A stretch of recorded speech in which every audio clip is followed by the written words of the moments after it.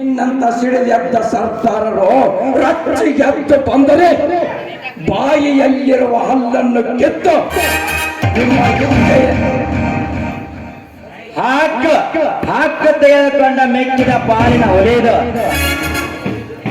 ಮೆಕ್ಕಿದ ನಿಮ್ಮಂತವರಿಗೆ ಮೆಕ್ಕಿದ ಪಾಲಿನ ಹೊಲೆಯದು ಇದೇ ಪೃಥ್ವಿರಾಜ ಏನೆಂದೆ ಈ ಸರ್ವ ಆಸ್ತಿ ಯಾರೆಂದು ಕದ್ದಲ್ಲ ಈ ಸರ್ವ ಆಸ್ತಿಗೆ ಸರ್ದಾರ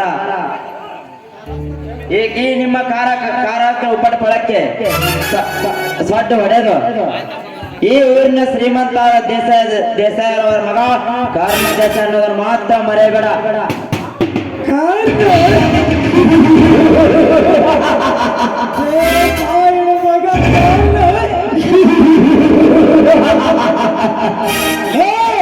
ನೀನು ಕಾರ್ಯದಿಂದ ತಕ್ಷಣ ಆಸ್ತಿ ಬಿಟ್ಟು ಕೊಡುತ್ತೇವೆ ಎಂದು ತಿಳಿದುಕೊಂಡೆಯಾ?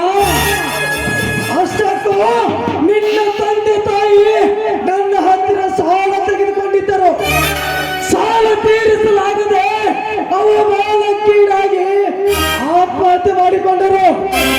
ಸಾಲ ಕೊಟ್ಟವರು ನಾನು ಸರ್ವಾಸ್ತಿ ಮಾಡಿದ್ದೇನೆ. ಇದರಲ್ಲಿ ತಪ್ಪೇನಿದೆ?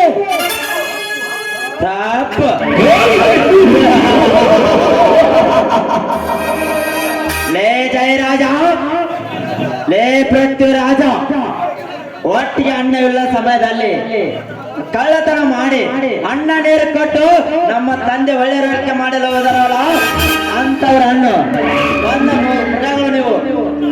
ಅನ್ನ ಹಾಕಿದ ಮನೆಗೆ ಕಣ್ಣ ಹಾಕಿದ ಗದಿಮರು ನೀವು.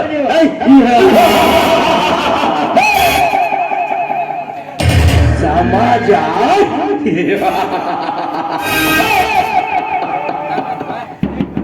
ಲೇಖನ ನಿಷ್ಠಾವಂತ ಅಧಿಕಾರಿಯಾಗಿ ಸರ್ಕಾರಕ್ಕೆ 1000 ಕೋಟಿ ಲಾಭ ಮಾಡಿಕೊಟ್ಟ IAS ಅಧಿಕಾರಿ DK ರವಿನ ನೇಣಿಗೆ ಹಾಕಲಿಕ್ಕೆ ಹಚ್ಚಿದ ಹಲಕಟ್ಟು ಸಮಾಜ ಇದು.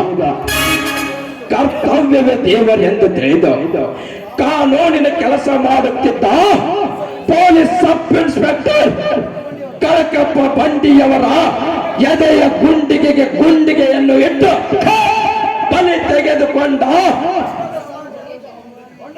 ಬಂಡ ಸಮಾಜ ಇದು. ಅಷ್ಟೇ ಯಾಕಲೇ ಸಮಾಜಕ್ಕಾಗಿಯೇ ತನ್ನ ಜೀವನವನ್ನೇ ಮುಡಿಪಾಗಿಟ್ಟು ಹೋರಾಡಿದ ಅಣ್ಣ ಹಜಾರೆಯವರನ್ನ ಮೂಲೆ ಗುಂಪು ಮಾಡಿ ತಮ್ಮ ಬೇಳೆಯನ್ನು ಬೇಯಿಸಿಕೊಂಡ ತಾಯಿ ಕಂಡರಿರುವ ಸಮಾಜ ಇದು.